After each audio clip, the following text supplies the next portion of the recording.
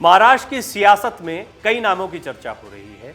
इनमें सबसे महत्वपूर्ण नाम है देवेंद्र फडणवीस का, जो बहुत मुमकिन है महाराष्ट्र के अगले मुख्यमंत्री के तौर पर आपको फिर से देखने को मिले। एकनाथ शिंदे का, जिनकी वजह से फडणवीस मुख्यमंत्री बन जाए, या हो सकता है कि फडणवीस को कोई बड़ा मौका मिल जाए, कहना मुश्किल है। तीसरा बड़ा नाम सुनने को मिलता है संजय राउत का, क्योंकि इनकी बयानबाजी ने बहुत कुछ किया है ऐसा माना जा रहा है। ये माना जा रहा है कि बागियों को और चिढ़ाया है, चाहते तो चीज़ों को और बेहतर किया जा सकता था। उनकी बयानबाजी बहुत भारी पड़ी है शिवसेना को।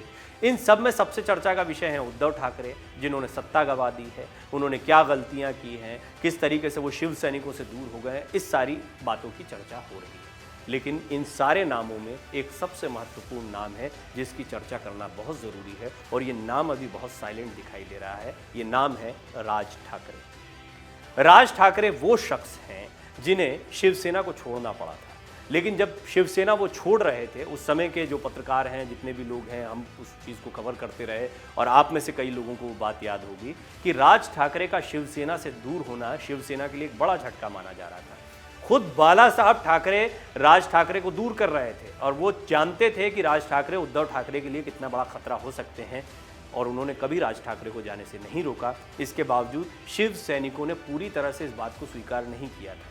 इतना आसान नहीं था राज ठाकरे के लिए कि वो पार्टी से अलग हटते और महाराष्ट्र नवनिर्माण सेना का गठन करते और उसके कार्यकर्ताओं को भी अच्छी खासी तादाद में इकट्ठा कर लेते, कई मुद्दे भी उठा देते। चाहे वो जिस तरह दक्षिण भारतीयों का मुद्दा उठाया था बाला साहब ठाकरे ने, उत्तर भारतीयों का राज ठाकरे ने उठा दिया। फिल्मों का विरोध या फिर क्रिकेट का विरोध, ये जो भी राजनीति का तौर तरीका रहा था बाला साहब ठाकरे का, उसको कंटिन्यू किया राज ठाकरे ने। क्योंकि जिस समय बाला साहब ठाकरे राजनीति करते थे, उस समय भी सेनापति के तौर पर राज ठाकरे ये सारे काम किया करते थे। उद्धव ठाकरे की पर्सनैलिटी और राज ठाकरे की पर्सनैलिटी में एक बड़ा फर्क हमेशा से लोग देखते रहे हैं, खुद शिव सैनिक देखते रहे। लेकिन जब राज ठाकरे अलग हो गए, शिवसेना बिल्कुल अलग हो गई, उसके बाद बाला साहब नहीं रहे और उद्धव ठाकरे को पूरी कमान मिल गई, सारा सूरत हाल बदल गया। एक बात बहुत स्पष्ट है, कोई भी पार्टी कार्यकर्ताओं से चलती है, कोई भी पार्टी वोटर्स से चलती है। ऐसे में अभी तक कन्फ्यूजन शिवसेना के जो लॉयल वोटर्स रहे हैं और कार्यकर्ता रहे हैं, उनमें रहा है कि क्या उनका नेतृत्व अब भी ऐसे हाथों में है जो बाला साहब ठाकरे की तरह ही नेतृत्व कर पाए। उद्धव ठाकरे बहुत ज़्यादा नहीं बोलते हैं, उनके बजाय संजय राउत बहुत बोलते हैं। और संजय राउत का बोलना इसलिए भी आपको अभी तक समझ में आता होगा क्योंकि बाला साहब ठाकरे जो कुछ लिखते थे या बोलते थे, वो भी ज़्यादातर संजय राउत लिखा करते थे। संजय राउत को बाला साहब ठाकरे बहुत पसंद करते थे। सामना में वो अपने एडिटोरियल्स संजय राउत से ही लिखवाया करते थे। ये भी कहा जाता था कि जो संजय राउत कहते हैं वो बाला साहब ठाकरे की वाणी मान लिया जाता है, इतना विश्वास उन पर था।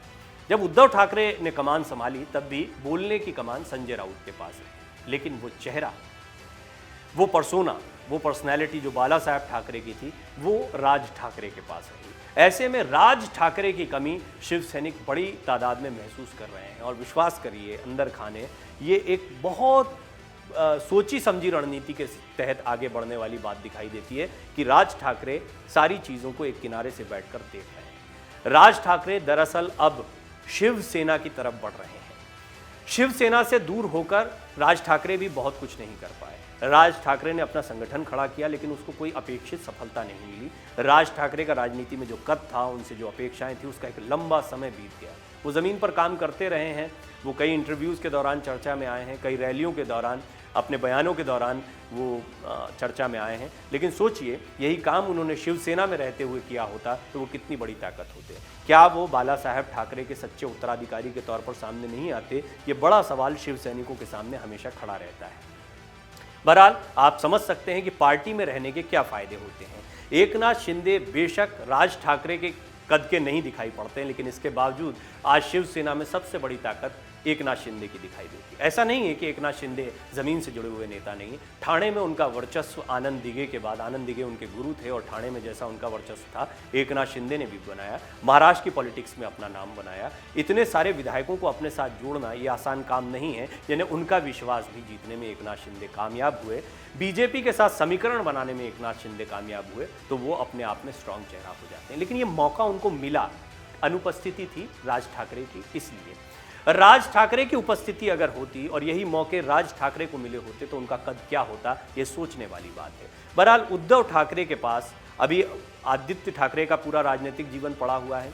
उद्धव ठाकरे कह रहे हैं कि वो शिवसेना भवन में जाकर शिव सैनिकों से मिलेंगे, लेकिन इस सब के बीच में यदि राज ठाकरे का साथ उनको मिलता है या वो राज ठाकरे को अपने साथ में लेते हैं या राज ठाकरे के नेतृत्व में जाते हैं तो तस्वीर बिल्कुल अलग हो सकती है। ये बड़प्पन भी होता है। हालांकि बाला साहब ठाकरे ने जो निर्णय लिया था वो निर्णय निश्चित तौर पर मान्य होना चाहिए, मान्य किया भी गया, क्योंकि बाला साहब ठाकरे को ये लगता था कि उद्धव ठाकरे बेहतर तरीके से पार्टी चला सकते हैं, या इसे पुत्र मोह भी कई लोगों ने कहा है, कई लोगों ने इसे अदूरदर्शी फैसला भी कहा था कि राज ठाकरे जैसे नेता को, राज ठाकरे जैसे परिपक्व नेतृत्व को दूर करना ये शिवसेना की बड़ी भूल है। लेकिन बाला साहब ठाकरे शायद उस समय समझ गए थे कि उद्धव ठाकरे को यदि कमान नहीं दी तो वो राजनीति में शायद बहुत आगे नहीं जा पाएंगे। लेकिन ये भी एक भूल दिखाई देती है। उद्धव ठाकरे के लिए ऐसा नहीं है कि राजनीतिक सीमाएं समाप्त हो गई हैं। हर व्यक्ति कुछ ना कुछ सीखता है। उद्धव ठाकरे ने भी निश्चित तौर पर मुख्यमंत्री बनने के बाद कई बातें सीखी होंगी। उद्धव ठाकरे के पास अब भी बहुत सारे मौके हैं। वो कह भी रहे हैं कि वो शिवसेना को फिर से तैयार करेंगे, और फिर से तैयार इसलिए करना पड़ेगा क्योंकि शिवसेना का बड़ा धड़ा तो एकनाथ शिंदे के साथ चला गया है। अब क्या होगा, ये नई पार्टी बनेगी, आने वाले समय में ये सब बीजेपी के टिकट पर चुनाव लड़ते हैं, क्या समीकरण होगा, ये अलग बात है। लेकिन अगर शिवसेना को एक बार फिर मजबूत करना है, नई शिवसेना को बेहतर तरीके से सामने रखना है, तो राज ठाकरे को भाई की मदद करनी पड़ेगी। कई लोगों ने ऐसी मांग भी उठाई है। कई नेताओं की आपने बात सुनी होगी जो कह रहे हैं कि भाई को भाई की मदद करनी चाहिए, राज ठाकरे को उद्धव ठाकरे की मदद करनी चाहिए। लेकिन कैसे? राज ठाकरे उद्धव ठाकरे की मदद करें के बजाय उद्धव ठाकरे को राज ठाकरे से मदद मांगनी चाहिए, ये ज़्यादा सही समीकरण दिखाई पड़ता है। और ऐसा लगता है कि अगर शिवसेना का कोई ऑफर या शिवसेना को संभालने और फिर से खड़ा करने का कोई ऑफर राज ठाकरे को मिलता है तो राज ठाकरे इस मौके को नहीं चूकेंगे, और ये भी विश्वास जानिए कि उसके बाद शिवसेना एक कड़ी चुनौती के तौर पर सामने आएगी। लेकिन ये बहुत मुश्किल इसलिए दिखाई पड़ता है क्योंकि उद्धव ठाकरे ये बात कभी स्वीकार नहीं करेंगे कि वो राजनीति में अपरिपक्व साबित हुए, वो फेल हो गए हैं, और इस वजह से उनको अब वो काम करना पड़ रहा है जो बाला साहब ठाकरे ने भी एक समय पर नहीं किया था। बहरहाल शरद पवार का मार्गदर्शन उद्धव ठाकरे को ज़्यादा मिलता रहा है, ये उनको भारी पड़ा है, क्योंकि वो एनसीपी तो है नहीं, वो है शिवसेना, और एनसीपी से सलाह मशविरा करके वो राजनीति को आगे बढ़ा रहे हैं, जो भारी पड़ा। इससे अलग हटकर राज ठाकरे न किसी दल में गए, न किसी की विचारधारा के साथ जुड़े। उन्होंने महाराष्ट्र नवनिर्माण सेना बनाई जो कि लगभग बाला साहब ठाकरे के तौर तरीकों पर काम कर रही थी, और इससे उनकी क्रेडिबिलिटी आज इतने सालों बाद भी बरकरार है, जबकि शिवसेना छोड़े हुए उन्हें एक दशक के आसपास का समय होने को आया। तो ये राज ठाकरे एक ऐसा बड़ा चेहरा है जो आने वाले दिनों में शिवसेना की राजनीति के लिए बहुत महत्वपूर्ण है। और विश्वास जानिए 2024 के लोकसभा चुनाव से पहले शिवसेना कोई बड़ा फैसला ले सकती है, या लेना चाहिए, नहीं तो राज ठाकरे महाराष्ट्र की राजनीति में ज्यादा ताकतवर बनकर उभरेंगे। डाउनलोड करें अमर उजाला ऐप और पाएं खबरें लगातार।